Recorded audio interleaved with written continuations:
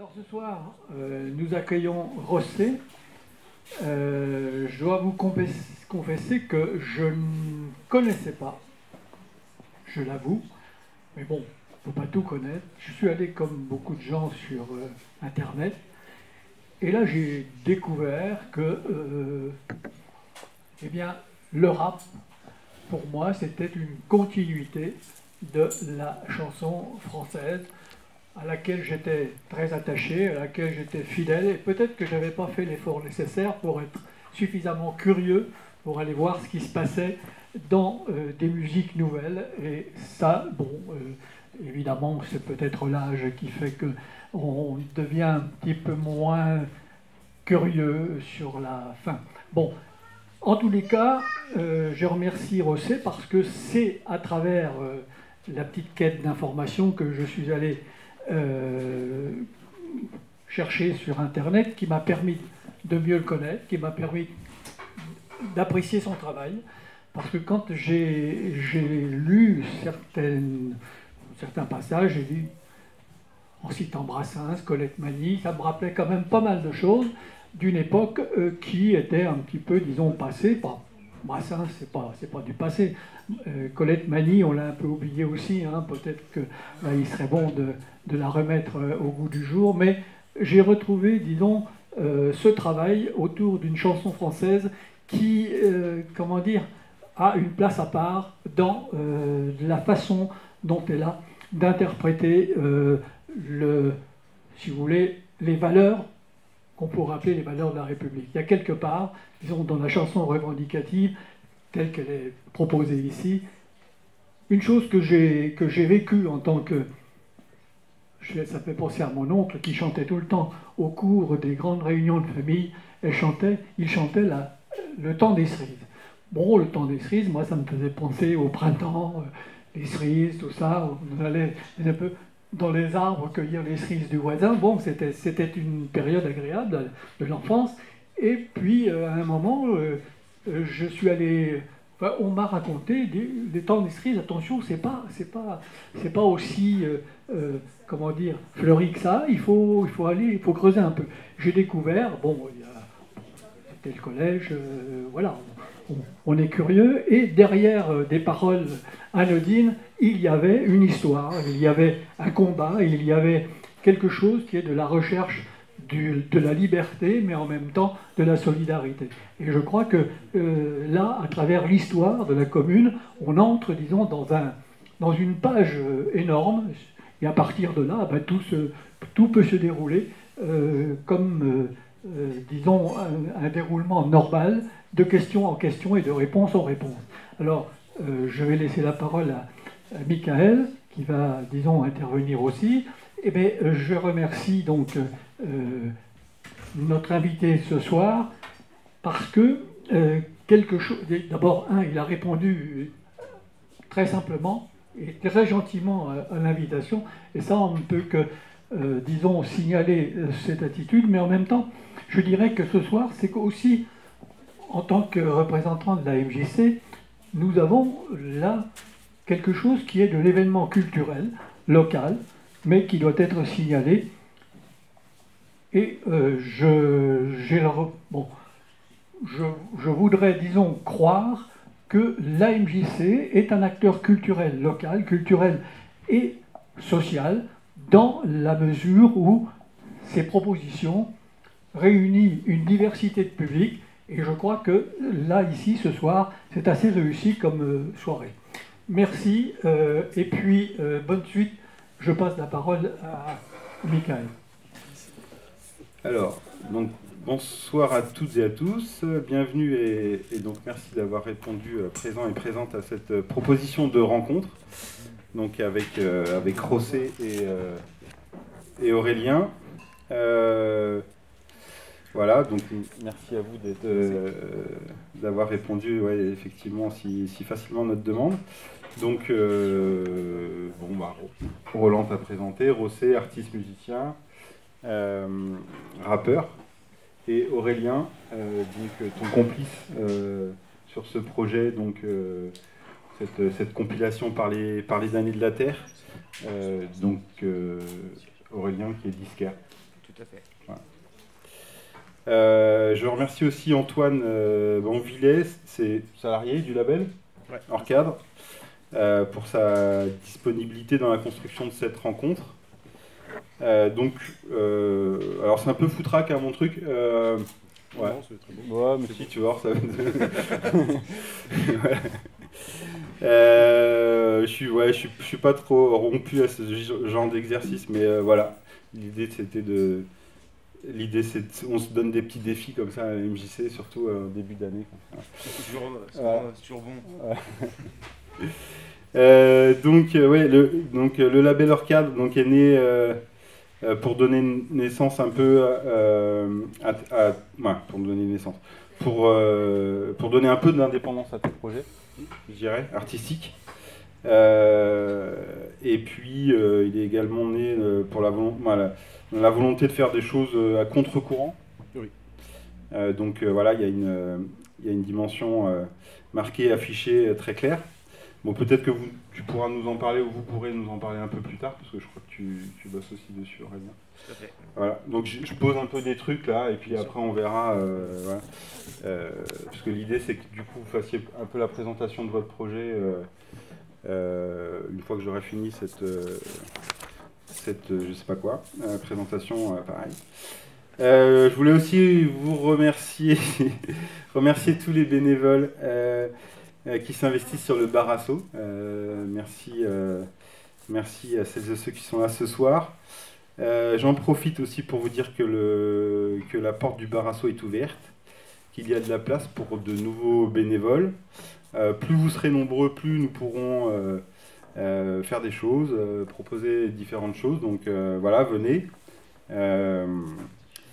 Voilà, nous invitons aussi à faire plein de propositions, que ce soit des propositions individuelles ou collectives.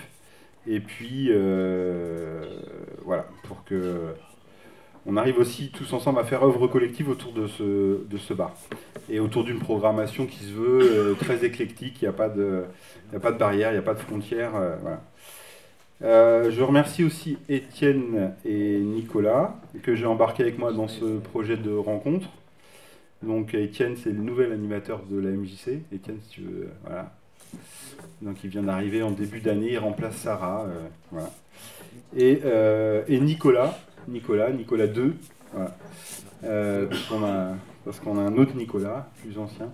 Nicolas 2, donc il est service civique depuis novembre, et du coup il a beaucoup aussi bossé sur ce projet, et voilà. Et pour découvrir à la fois le travail du label, tes projets artistiques Rossé, et puis ce travail de cette compilation. Voilà, donc ça fait 2 semaines que tous les trois on partage un travail de documentation et de recherche. Voilà, notamment donc, sur cette compilation artistique et historique par les damnés de la Terre. C'est une démarche assez stimulante, un peu nouvelle dans le cadre de notre travail à la MJC, mais j'espère que ça va se poursuivre. Non, regardez. Ça. Ok. Oui, on avait prévu de faire une interview, mais étant donné qu'on n'est pas journaliste et ni animateur radio, on n'a pas trop... voilà. Et on s'est dit, quand on a préparé ce matin, qu'en fait, c'était peut-être mieux que vous présentiez un peu votre travail par vous-même, que tout le monde se mette un peu à niveau. Et puis après, voilà, qu'on pose tous des questions, en fait, parce que forcément, il y a plein de questions qui vont surgir. Voilà. Donc, c'est une soirée relativement exceptionnelle, dans le sens où c'est la première fois depuis quelques années qu'un rappeur est présent à la MJC de Montbard, même si ce soir, ce n'est pas pour rapper. Je crois que la dernière fois, je sais plus, mais quelqu'un pourra me dire, peut-être Christelle, tu sais, non, je sais pas, je crois que c'est dans les années 2010 ou 2011. Je sais plus qui c'était. 2013, un peu plus tard. Voilà, je sais plus qui c'était. Bon, ça pose un peu des questions. Est-ce qu'il y a un vrai fossé culturel entre le milieu urbain où le rap est présent, bon, s'il l'est, et le milieu rural, dans le sens où le rap est complètement absent des scènes locales, alors même que les jeunes, Nicolas nous l'a confirmé, n'écoutent pour la plupart que du rap. Bon, il y a quand même quelque chose par rapport à ça. Pourquoi les goûts des jeunes ne sont-ils pas pris en considération en milieu rural dans les programmes culturels locaux, notamment portés par les municipalités ou les institutions? Pourquoi il n'y en a que pour les vieux et pour les plus de 30 ans, quoi. Ouais. C'est des questions que bon, ce soir on peut peut-être poser. Et pourquoi il n'y a pas plus de lieux culturels et populaires destinés aux jeunes aussi? Voilà. Donc là, ça me fait penser à un titre, puisqu'on est quand même dans la musique, parce que moi je suis pas trop issu du milieu du rap pour le coup. Je suis plutôt issu du punk. Et donc, c'est lui. Moi, du punk et du hardcore. Et donc, mais ça me fait quand même penser à un morceau de Cobra, tu dois connaître, les lieux alternatifs pour les jeunes. Je voulais vous passer un extrait, mais bon, je pense que ça va faire un peu trop vite. Voilà. Bon, en tout cas, c'est sûrement la première fois, tout court, qu'un rappeur vient nous parler de son travail, un travail assez atypique, pour le coup, à la fois artistique et politique, avec une vraie dimension éducative, ou en tout cas, une volonté de transmettre, notamment pour ce projet, quoi. Pour illustrer, dans une interview à Média, tu dis, recréer du lien avec les anciens, un des enjeux de ton projet, ou tes objectifs. Recréer du lien avec les anciens, notamment les artistes qui ont composé ces morceaux, les jeunes et les jeunes générations engagées. Moi j'ai l'impression qu'il y a à la fois dans ce projet une quête d'identité, une volonté de se réapproprier, de transmettre aussi un héritage multiculturel. Par ailleurs, relativement invisibilisé, car non légitime, donc je pense que ça peut-être tu vas en reparler. C'est une question qui me paraît assez importante. Je vais aussi dans cette introduction montrer ce livret. Donc ça c'est le livret en fait qui accompagne la compilation, que ce soit vinyle ou CD, donc qui est en vente juste là à côté. Voilà, il y a aussi des t-shirts. D'ailleurs j'ai mon t-shirt. Merci. Beau gosse. Ça s'applaudit. C'est vrai. Et voilà, donc moi j'aime bien l'introduction de cette note d'intention. Donc je vous la lis. Je fais partie, donc là, c'est toi qui parles, hein, Rossé. Je fais partie de cette génération qui a vu naître le rap français et avec lui l'énorme engouement pour cette musique des enfants de la deuxième et troisième génération d'immigrés. J'ai voulu creuser au-delà du rap, fouiller les artistes de la langue française qui véhiculent la poésie de l'urgence, la poésie à fleur de peau, engagée malgré elle parce que le contexte ne lui a pas donné le choix, la poésie des damnés de la terre. Dans l'ombre des chanteurs à texte médiatisé existent des femmes et des hommes devenus artistes juste le temps d'un disque. Voilà, ça c'est le début. Je vais enchaîner sur... en fait, c'est un travail de recherche un peu collectif. Ouais. Nous, à la MJC, on essaie d'accompagner un peu à structurer des collectifs parce qu'on pense que c'est un peu la voie et c'est un petit peu la mission aussi des structures d'éducation populaire comme nous on est. Donc vous êtes au moins 4. On est nous 3. Vous êtes 3 ouais. À avoir travaillé dessus. Ouais, plus 2 historiens. Voilà. Ouais. Ok. Donc il y a vous deux, il y a Antoine, voilà. Et puis donc 2 historiens qui sont Hamzat Boukari Yabara et Naïma Yashi. Yahi. Ouais. Yahi, pardon. Ouais, ok. Voilà, donc c'est bon. Voilà, pour donner un peu moi, c'est un projet que j'ai tout de suite trouvé très intéressant dans la démarche, notamment parce qu'il est tourné vers les autres, et je trouve que c'est un peu... c'est assez rare, finalement, d'avoir un rappeur... parce que j'ai l'impression, alors peut-être que c'est une idée fausse, mais tu vas peut-être venir là... Voilà, bon, c'est quand même... Il y a une forme un peu d'égocentrisme dans le rap, nombrilisme. Et là, pour le coup, je trouve qu'elle est assez exemplaire, ta démarche, de sorte que, effectivement, il y a certainement une quête d'identité. Tu parles de l'as poète, tu parles des racines du rap, etc. Parce que mais en même temps, c'est une vraie démarche d'ouverture, donc ça, je trouvais que, voilà, je trouve que c'était, ben, ça nous parlait, nous, vraiment. Donc c'est, voilà, c'est tourner vers les autres, celles et ceux qui ont une histoire relativement proche, donc c'est, vous avez sorti des titres, donc de 60 titres, des années 68 à 88. Donc, à travers de la musique et issue de la francophonie, c'est quand même ça un peu le projet. Donc, ce sont des titres qui ont transmis et véhiculé des messages contestataires contre des injustices, contre des formes d'oppression, de stigmatisation, de domination. Ce sont pour ces titres des messages plus ou moins subversifs, plus ou moins directs, parfois l'humour, où l'humour permet la distanciation aussi. Moi, je pense au morceau de Francis Bebey sur les touristes, moi, que je trouve assez fort, quoi. Voilà, parce que il est, ouais, c'est incroyable. On voit exactement ce qui se passe, quoi, quand voilà, et c'est un peu voilà. Donc bon, vous êtes aussi concentré sur des artistes qui n'ont pas forcément accédé à la notoriété, ou des titres qui sont ni funky ni exotisants.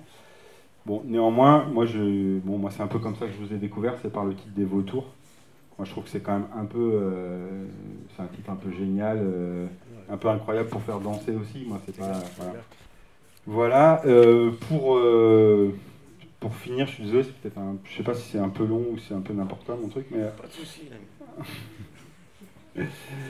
dans l'interview, tu dis aussi, je sais pas, que la musique n'a pas qu'un rôle esthétique ou de divertissement. Moi, dans l'interview à Média, là, que je trouvais assez chouette. Les dernières questions que je voudrais te poser, c'est quels moyens ou quels outils d'expression pour les classes dominées ou pour les minorités la musique est-elle encore un média suffisamment fort pour être un objet contestataire? Le rap aujourd'hui, est-ce que c'est encore un objet contestataire aujourd'hui? Où sont les marges de manœuvre par rapport à ça? Et quels espaces d'émancipation pour celui qui compose comme pour celui qui écoute finalement? Voilà, donc c'est des questions que je pose là. Tu verras si tu peux. Moi, je pourrais les reposer si tu veux les reprendre après. Et puis, pour vraiment finir, parce qu'en fait, j'avais pas vraiment fini. Putain, je suis lourd. On pourrait voir ce projet un peu comme une rupture avec ton travail personnel artistique, c'est un peu ce qu'on disait. Moi, j'ai plutôt l'impression que c'est un approfondissement, une continuité. Je sais pas ce que tu pourras en parler par rapport à ça. Ouais, voilà. Et, hein. Et puis enfin, j'adore cette phrase de toi, c'est je veux être celui qui garde le doute quand les autres le gèlent. Vous avez vos réponses, moi j'ai des questions pour elles. Rossé, je te pose une dernière question, c'est se questionner, c'est résister. Et est-ce que si se questionner, c'est résister, est-ce que rapper, c'est désobéir? Voilà. Okay. Bah voilà, bah, je vous laisse la parole, je suis désolé, j'étais un peu long. Mais, voilà. Très bien, merci. Okay. Ouais. Bah, bonjour et merci pour l'accueil, merci d'être là, nombreux. Merci aussi de cet accueil à vous. Donc Rossé, donc Aurélien qui se présentera aussi, donc qui m'a aidé sur ce projet. On a été ce projet est né en fait de Aurélien et moi, c'est-à-dire que lui disquaire, moi rappeur, lui en fait qui me faisait découvrir des disques. Et en fait, on a, comment dire, il m'a fait un jour découvert donc deux artistes, une artiste qui s'appelle Colette Mani, donc qui est artiste engagée des années 60-70, qui faisait de la chanson française, et à texte, qui a fini par clamer ses morceaux et plus forcément les chanter. Et un autre artiste qui s'appelle Alfred Panou, qui lui aussi en fait était un chanteur avec des textes plutôt clamés.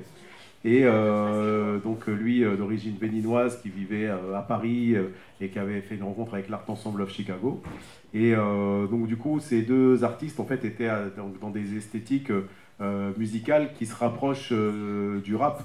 On va dire que c'était les années 60-70 et en fait c'était clairement inspiré du jazz, des Last Poets, Gilles Scott-Heron, etc. C'était la même, mais en langue française.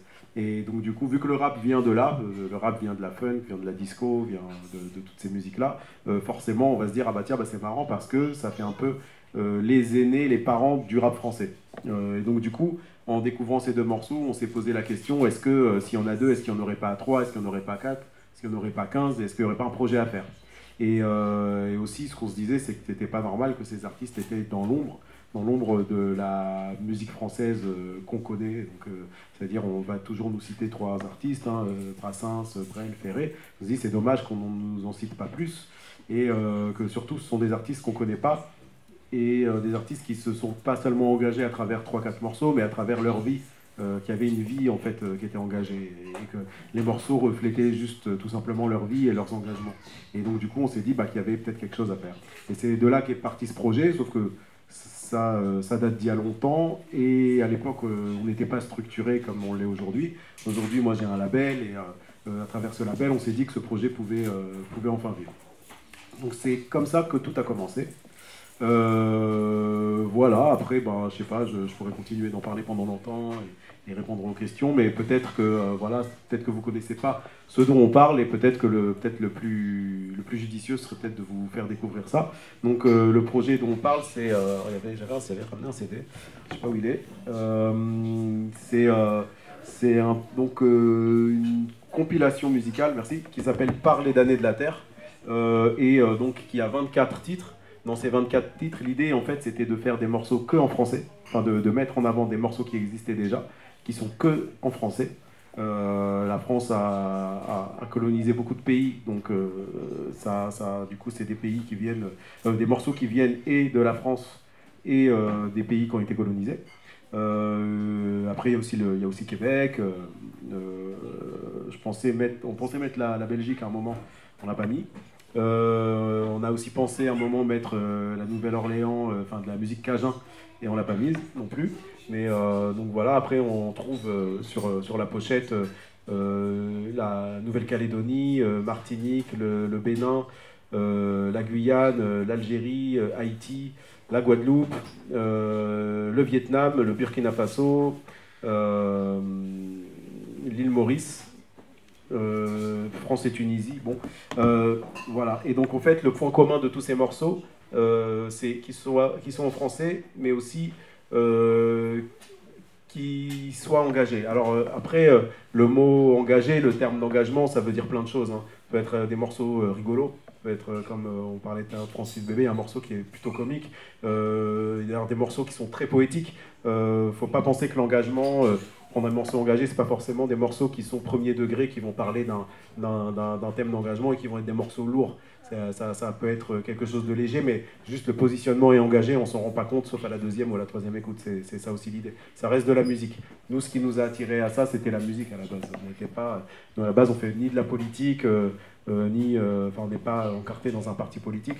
On a été attiré par ça parce qu'on aime la musique. Donc l'idée c'était aussi de faire ressortir ça à travers cette compilation, et pas faire un projet qui a une destination seulement. On voulait pas prêcher les convertis, on voulait faire découvrir des choses. Donc voilà, donc si ça vous dit, si vous n'avez pas d'objection à ça, on peut vous faire écouter quelques morceaux déjà pour commencer, pour vous présenter le projet.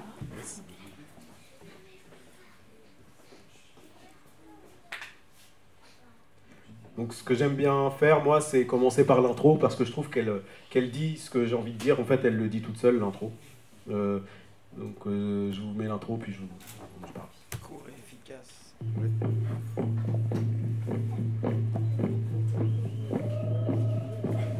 Si nous voulons faire Mélanésia 2000, c'est pour que les gosses sachent qu'il y a une culture dans ce pays. C'est pour que nos amis européens qui sont là sachent aussi que nous sommes des hommes. Nous sommes des hommes ayant une culture, et cette culture, il faut la montrer.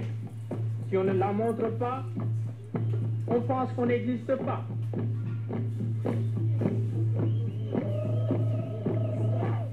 Voilà, donc ça c'est donc le discours de Jean-Marie Tjibaou, qui voulait Kanak, qui avait le désir de monter un festival en Nouvelle-Calédonie qui s'appelle Mélanésia 2000, qui s'est fait assassiner. Et en fait, il a dit dans son intro, pour moi, la raison aussi de faire un projet comme ça, c'est que en fait, cette culture, donc ces morceaux-là, donc qui sont des morceaux qui n'ont pas été mis sous la lumière à leur époque, qui n'ont pas eu cette chance-là, en fait, disent aussi la culture sous la culture du pauvre, la culture dans l'ombre, la culture plus underground, la culture des gens qui résistent. Et en fait, si on ne montre pas qu'il y a cette culture, les gens pensent que ces gens n'ont pas, tout simplement. Et donc, du coup, ça faisait aussi partie des raisons de ça. Et donc, lui qui avait cette idée-là en fait, de vouloir mettre ça sous la lumière, je trouve que mettre ce morceau en intro était assez... enfin, voilà, c'était une idée plutôt logique, quoi. Je commence par les intros parce que c'est plutôt court et ça donne un peu une idée du truc. Enfin, pas les intros, mais aussi les interludes. Il n'y en a pas beaucoup, il y en a 3-4. Et après, c'est des morceaux, des vrais. Je vous en mets une autre, ça permet de... Vous pensez que le général de Gaulle pourrait, en quelque sorte, à un certain moment, arbitrer le conflit? Arbitrer, qu'est-ce que vous comprenez par le mot arbitraire? Nous ne sommes pas des équipes de football. Donc voilà, là c'est tout simplement Ho Chi Minh. Alors ce qui est marrant en faisant ce projet, c'est que moi, on me dit Ho Chi Minh, je sais qui c'est, hein, et je vais pas chercher plus loin. Et en fait, quand on faisait le projet, au début, on cherchait des pays, et forcément, il y a à un moment, souvent les mêmes pays qui reviennent. Et sauf que de temps en temps, on va trouver qu'il y a un morceau qui est beau, mais qui vient d'un autre pays. Et là, en fait, on commence à avoir plusieurs pays, on se dit... Bah attends, c'est dommage d'avoir que la France plus 3 autres pays, on pourrait en avoir plus. Donc à un moment, je me suis penché sur le Vietnam, sur Indochine, parce que... Ouais, on va mettre un peu plus fort ton son, Bandit. Alors, ouais, ça marche. Je crois que c'est plus le réglage qu'il faut. Ah ouais. Je sais pas si moi ça va marcher si je monte. Ah si, ça peut.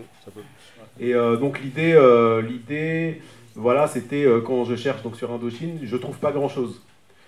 Parce que ça date en fait, c'était avant les autres colonies. Et donc je tombe sur cette interview et je me suis dit bon bah je vais mettre ça au final quoi. Ça veut dire beaucoup.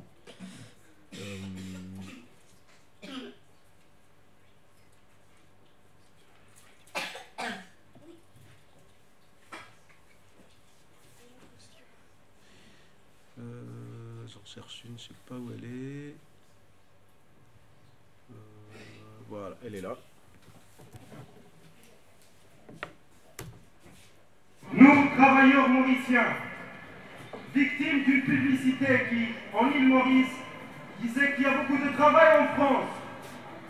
On est venu en France. Au lieu de trouver ce travail, c'est plutôt des flics qu'on a trouvé. Donc ça aussi c'est assez symbolique parce que en fait ce qui est aussi intéressant c'est que là par exemple c'est extrait en fait d'un disque où en fait c'était un live, un festival qui avait je crois en 69 et le truc c'est que en fait c'est la troupe El Asifa et la troupe El Asifa c'est une troupe de théâtre des travailleurs immigrés, des travailleurs arabes et en fait celui qui parle c'est un Mauricien et en fait c'est là en fait on se rend compte qu'il y avait une sorte de fraternité en fait dans les différents mouvements de lutte et qu'il pouvait y avoir cette fraternité qu'aujourd'hui on trouverait assez bizarre parce qu'on n'a plus l'habitude de ça en fait. Et c'est pour ça aussi, là, je vous le dis, bon voilà, il y a des pochettes qui tournent. Les pochettes qui tournent ne sont pas forcément les pochettes qui sont dans le projet. Mais pourquoi j'ai mis ces pochettes-là ? C'est parce qu'à un moment, je mettrai pause dessus, c'est ce qu'on verra. C'est que des fois, sur un disque, par exemple, on le voit sur un disque du Vietnam. En fait, le disque du Vietnam, c'est un disque en fait, en soutien en fait, à l'indépendance du Vietnam, qui a été fait par la Yougoslavie et distribué par la France. Et en fait, on voit comme ça que plein de pays en fait, se regroupent en fait, pour aider la libération d'un autre pays. Et c'était souvent le cas. Et c'est pour ça que cet extrait, je le trouvais intéressant. C'est parce que c'était un Mauricien qui était invité par des travailleurs arabes, qui eux-mêmes étaient invités par, en fait, c'était ce moment-là, en fait, c'était une sorte de manifestation faite par le magazine Hebdo. Et en fait, donc, c'était celui qui tenait, en fait, on va dire, l'enregistrement de toutes ces choses-là était, lui, pour le coup, un indépendantiste corse. Donc en fait, si on gratte, on va loin dans en fait, tous ces gens qui s'aidaient les uns les autres. Mais il faut gratter et chercher pour le comprendre. Et donc du coup, c'est ça aussi qu'on a voulu faire ressortir avec ce projet. C'est que voilà, donc ça c'est le disque dont je vous parlais, le disque vietnamien. Donc là, c'est le dos de la pochette. Et donc là, après, j'ai zoomé. Et donc là, bon, je vais mettre... Hop, c'est parti, ça reviendra. Et donc on pourra lire voilà, ce qui a marqué, et effectivement c'est ce truc-là. Comme ce disque-là sur l'Algérie qui vient de passer, c'était un disque fait par les États-Unis, en France ils ne pouvaient pas, vu que c'était une colonie française, etc. Donc ça, des trucs comme ça, et on pourra en parler après sur un peu les fraternités des luttes, et aussi dans l'industrie du disque, comment l'industrie du disque s'est un peu immiscée dans ces fraternités. Voilà, bah maintenant on va pouvoir peut-être écouter des morceaux, parce que c'est ce qui compte, sinon le projet ne serait pas sorti.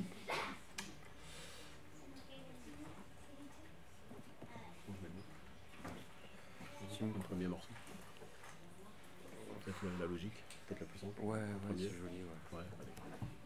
La logique du boréisme, c'est le fruit mûr tombé foutu de n'avoir pas été cueilli.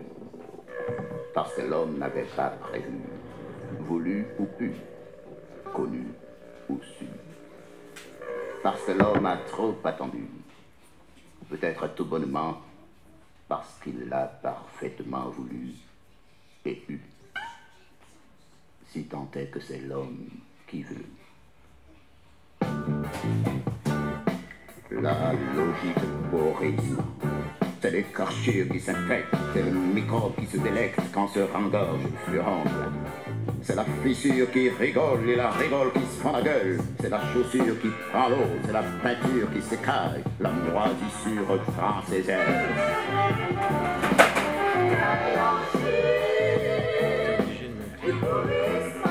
La logique de boréisme, c'est la chemise qui se fait la malle, la redécote qui est en crise d'avoir été par trop portée, souillée, lavée et empesée. Et la couture n'en peut plus, la triserie de la reprise, un petit point de chaîne à droite, un petit point de croix à gauche, un petit point arrière devant, un petit point devant derrière.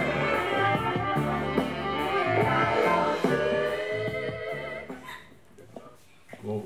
Voilà, donc ça c'est le morceau La logique du pourrissement de Joby Bernabé, donc martiniquais. Ce morceau-là, en fait, je l'ai mis en premier morceau juste après l'intro parce que, au-delà de ce qu'il raconte, en termes d'esthétique, on est vraiment dans un truc que je trouve plutôt moderne, quoi. On dirait un peu de la funk. Voilà, comment dire, il clame son texte et on se dit mais ça pourrait être un truc d'aujourd'hui, quoi. Et c'est quelqu'un qui pourrait dire qu'il fait du rap, quoi. Et donc je trouvais que c'était tellement évident que voilà, en premier morceau j'ai trouvé ça plutôt intéressant. Donc Joby Bernabé.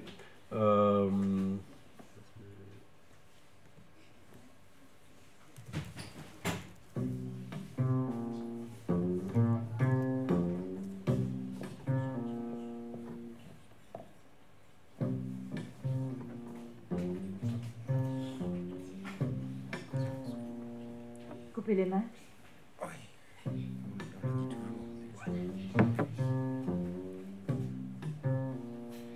Vous ne tuerez pas la musique.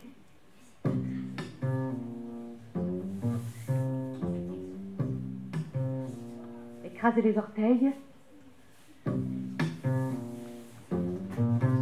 Vous n'empêcherez pas les longues marches.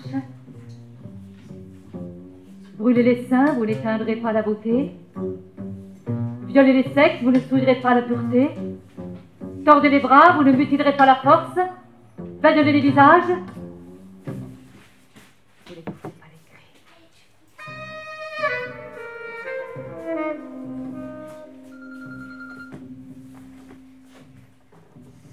Vous êtes les gagnants d'un jeu dérisoire. Les gagnants sur l'innocence.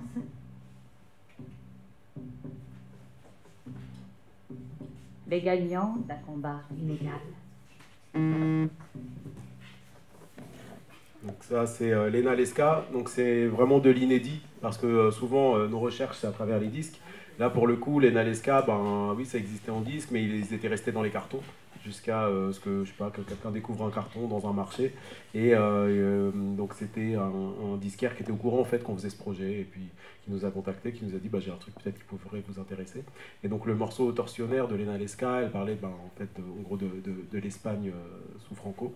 Et on a quand même décidé de le mettre parce qu'on trouvait que ça collait au projet. Je ne vais pas vous mettre tous les morceaux, sauf si à un moment on en parle et que ça fait partie de la discussion, comme ça on va pouvoir échanger. Alors là, je vous mets la plupart des morceaux, comme pour l'instant vous avez pu voir, c'est clamé, parce que ce que je cherchais c'était les parents du rap en fait, ou du slam, ou ce qu'on veut quoi, du spoken word, donc c'est des morceaux clamés, mais ils ne le sont pas tous. Là pour le coup, là on est sur un morceau qui n'est pas clamé, je vais vous mettre et chanter.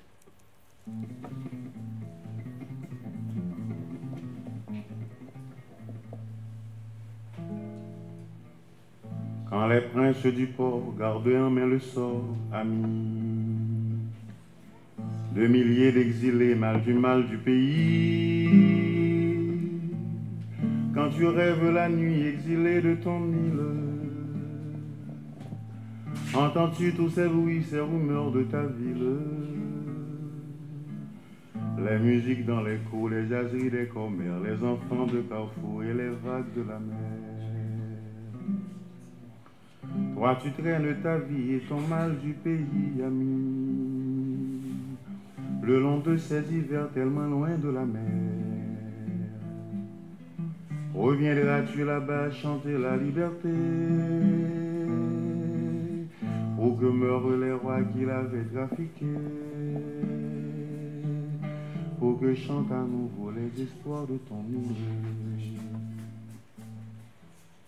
Donc là, c'est Mano Charlemagne.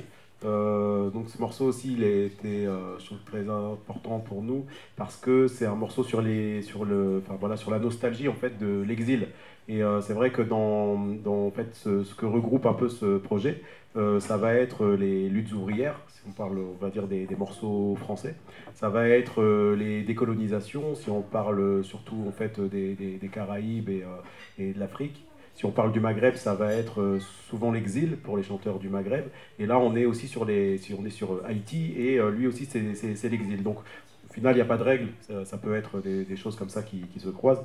Et voilà. Mais ce morceau aussi, pourquoi il est important, ça fait un peu aussi partie du projet, c'est que ce sont des artistes en fait qui ont été dans l'ombre, mais ils n'ont pas été partout. Là, on parle de Haïti quand même, qui est quand même un rapport avec la France assez compliqué parce que c'est une des premières colonies et c'est aussi une des premières, comment dire, une des premières indépendances. Et Mano Charlemagne, c'est quelqu'un en fait qui est très connu en fait à Haïti, une sorte de, on va dire plus connu que Renaud en France, dans le sens où c'est une sorte un peu de Renaud en France, mais en même temps très engagé politiquement, qui a été maire de Port-au-Prince, donc c'est quand même pas rien, tout le monde le connaît, et qui s'est pris plusieurs balles dans le corps parce que voilà, il était contre en fait le gouvernement, et en fait il a été donc il a demandé à partir à Miami quoi, être réfugié politique, et en fait aux États-Unis des gens ont fait des pétitions pour qu'il soit accueilli à Miami, et ces gens qui ont fait des pétitions, c'est pas n'importe qui, c'est Sean Penn, c'est De Niro, c'est Spike Lee, etc. Il est mort en 2019 je crois, ou 2018, donc il y a très récemment, et il y a une rue à son nom en fait aux États-Unis, à Miami. C'est quelqu'un qui a fait toute sa carrière dans la langue française. Quand il est mort, il n'y a pas eu un seul hommage en France, personne ne le connaît. Et c'est ça en fait qui est assez intéressant de voir, parce que c'est pour ces artistes-là, qui sont des artistes de la résistance, des artistes de l'engagement, l'histoire qu'on écrit, l'histoire de la musique qu'on écrit en France ne les cite pas, parce que en fait, ce sont des gens qui sont mis sur le bas-côté. Et c'est ça en fait qui est aussi intéressant à voir quand on regarde l'histoire de la musique, mais vue sous un autre angle, ou alors vue avec une distance. Et c'est ça qui est assez intéressant, c'est comment vit la langue française. Et qu'est-ce que c'est que la langue française? Est-ce que c'est la langue qui est parlée ici? Est-ce qu'il faut défendre les langues en fait, de chaque territoire, etc. Parce que en fait, ces gens-là qui diffusent la langue française ne sont pas défendus forcément par la France. C'est le cas en tout cas de Mano Charlemagne. Ça peut aussi faire partie de la discussion. Je ne vais pas tous vous les mettre en tête, mais regarde.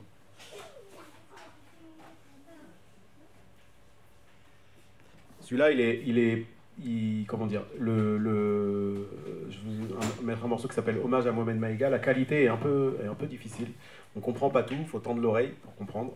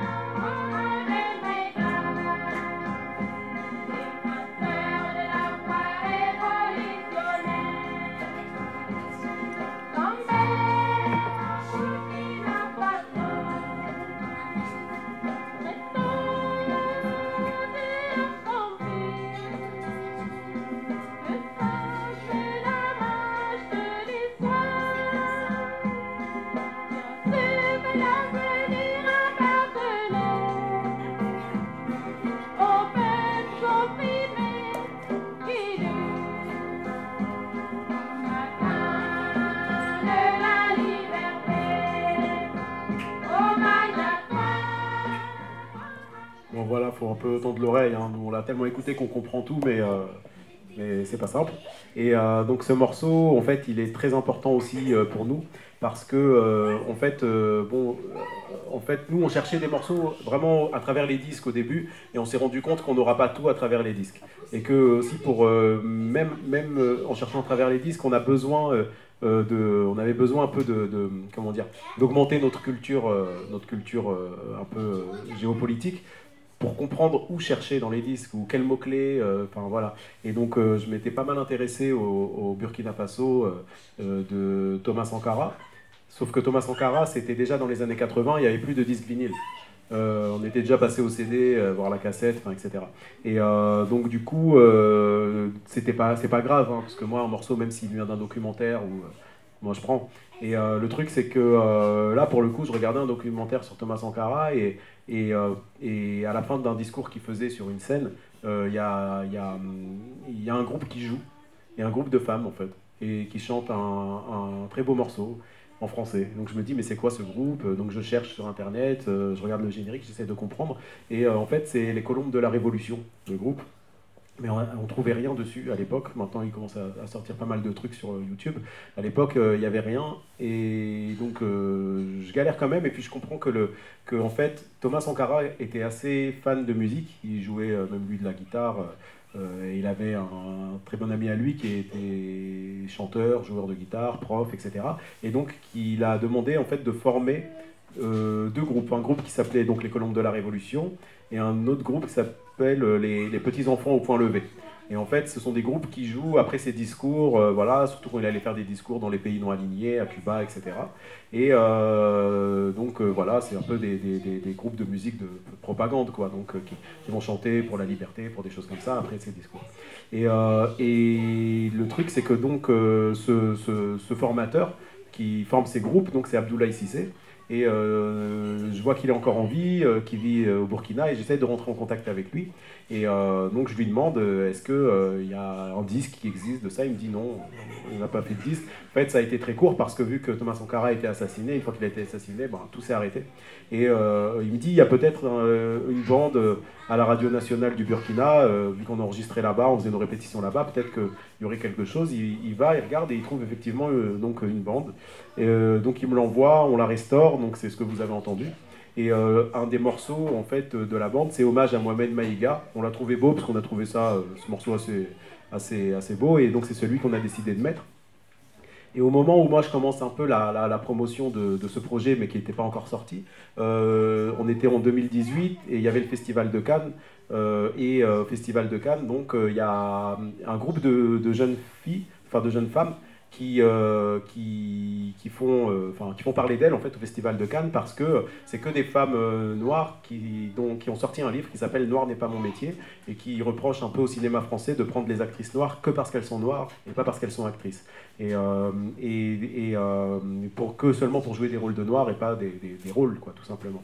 Et tout ça, leur projet en fait est tenu par Aïssa Maïga, qui est donc une actrice française assez connue. Et donc dans une de ses interviews, elle dit qu'elle a perdu son père assez tôt dans sa vie, quand elle avait 6 ans. Et son père, en fait, était un journaliste assez connu et qui travaillait au Monde Afrique, et qui était assez proche de Thomas Sankara, mais qui s'est fait assassiner au Burkina Faso.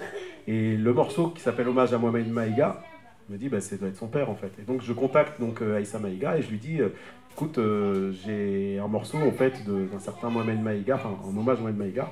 Je me demande si c'est pas ton père, et donc je lui envoie, et elle m'a appelé dans la seconde, et elle était complètement bouleversée, parce que c'est ce qu'elle m'a dit. Elle m'a dit, écoute, on n'a pas de traces de nos histoires, on n'a pas de traces de nos mémoires, de nos résistances, etc.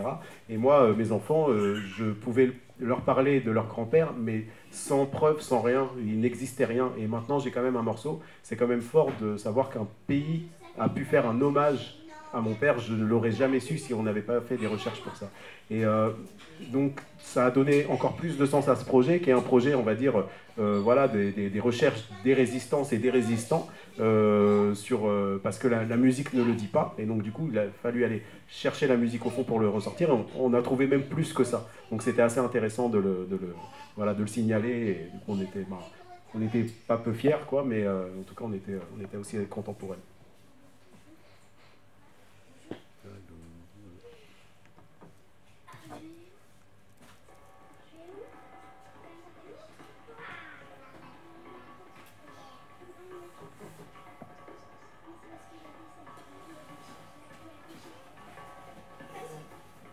L'ordre, c'est pour l'ouvrier l'aliénation à petite dose, l'arbitraire du chef Haillon ou la mort lente par les cadences. L'ordre, c'est la certitude pour des millions d'hommes qui de leur rude labeur font vivre dans l'abondance une poignée d'exploiteurs. Appelle alors, de qui nous viennent-ils? Ils viennent de ceux qui nous gouvernent, élevés dans les chairs de père en fils, pour maintenir leurs privilèges.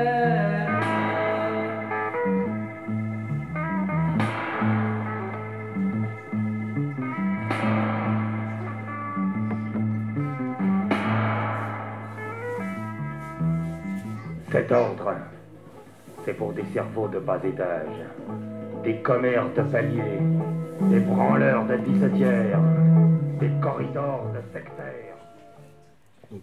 Donc ça, c'est un morceau pareil qui est très symbolique pour nous. C'est en fait collectif, groupement culturel Renault. Donc c'est en fait c'est les usines Renault, hein, tout simplement, groupement culturel Renault. Et donc en fait pendant lors de grève, en fait il y avait donc des syndicats, etc. Et donc quelqu'un qui était assez grande gueule, quoi, dans l'usine, qui lui n'avait pas du tout envie d'être porte-parole ou quoi que ce soit, mais les gens l'ont un peu poussé à ça. Et donc du coup, lui, il avait par contre une fibre assez forte pour la musique, et il a décidé en fait de sortir un 45 tours pour un peu marquer, figer en fait ces moments de résistance, de grève, etc. Et donc il a fait ce morceau Cadence, et Cadence parce que en fait c'est le monde des cadences, le monde de l'usine, du travail à la chaîne, et en fait c'est ça qu'il fallait cristalliser. Donc c'est Cadence 1 et Cadence 2, c'est un 45 tours, et donc ce morceau voilà, est assez symbolique. Nous en fait, quand on avait ce disque, on a voulu aller plus loin, on a vraiment voulu comprendre qui était derrière, parce que c'était une époque qui est assez intéressante, parce qu'il y a comme ça en fait, les gens, en fait, sur ces résistances-là, n'attendaient pas qu'il y ait quelqu'un qui vienne comme un messie trouver des solutions. Ils avaient des collectifs, ils avaient des groupements, ils se mettaient à plusieurs, et en fait, ils ne mettaient pas un nom en avant. Il n'y avait pas comme ça une histoire d'ego. Donc c'est pour ça que c'est dur de trouver, pour par exemple le collectif Le Temps des Cerises ou le groupement culturel Renault, c'est dur de trouver des noms derrière. Et sur le groupement culturel Renault, donc du coup, on a regardé, on a un label. Et donc de ce label, on va gratter un peu, on essaye de comprendre qui y a derrière, et on s'est rendu compte que c'est donc ce fameux Corse dont j'ai parlé tout à l'heure, mais il n'est pas marqué sur le truc. C'est en fait, par logique, en fait, on a compris que c'était lui. Et donc du coup, nous, on voulait le trouver, ce monsieur, parce que il a fait ce morceau-là, mais il n'a pas fait que ça.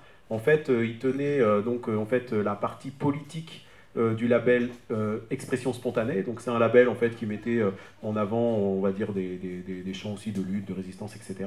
Et donc lui, il s'occupait en fait de la partie politique de ce label. Et il avait aussi son propre label qui s'appelait Vendémiaire. Et donc le label Vendémiaire, c'était un label en fait qui mettait en avant, qui produisait en fait des chants régionaux. Donc ça pouvait être de la cornemuse dans telle région de la France, un autre style de musique dans une autre région, etc.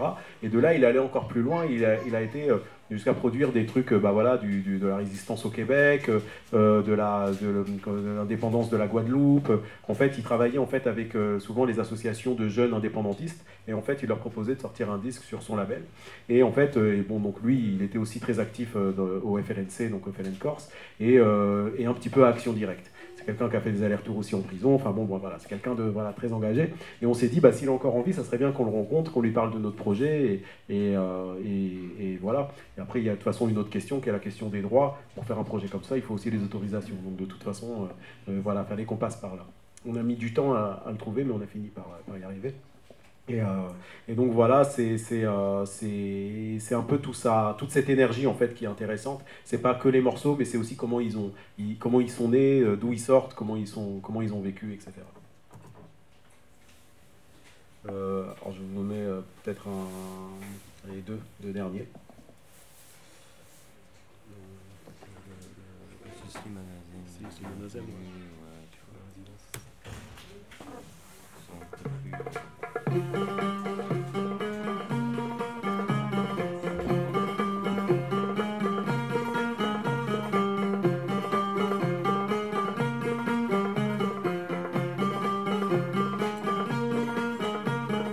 D'après ce qu'on nous annonce, ça va dans un bon sens. Faut pas prévoir à l'avance avant d'avoir la réponse.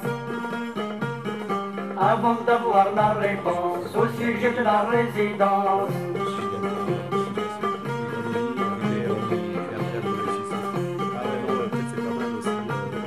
خسرح كنهني مانيش يلا وغرم في ثمرتي أفضل مورد تمثالتي كل ناس لي كونفيرانس كل ناس لي كونفيرانس pour étudier tous les sens.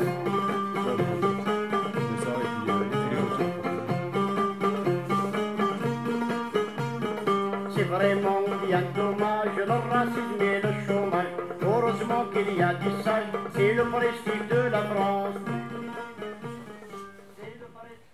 Alors ça c'est Slimane Azem, la carte de résidence. Donc ça c'est un morceau aussi qui a été fait dans un moment, une période en fait où c'était très dur pour les Algériens en fait qui étaient arrivés en France pour travailler, pour faire en gros pour construire Paris, les métros, etc. Et il y avait beaucoup de répression parce que de l'autre côté, en fait voilà, la guerre d'Algérie et guerre d'indépendance et du coup toute la tension qu'il pouvait y avoir en même temps. Et en fait, du coup, il y avait une pression par rapport justement à la carte de résidence. Et donc du coup, c'est pour ça qu'ils ont fait ce morceau. J'en mets deux derniers.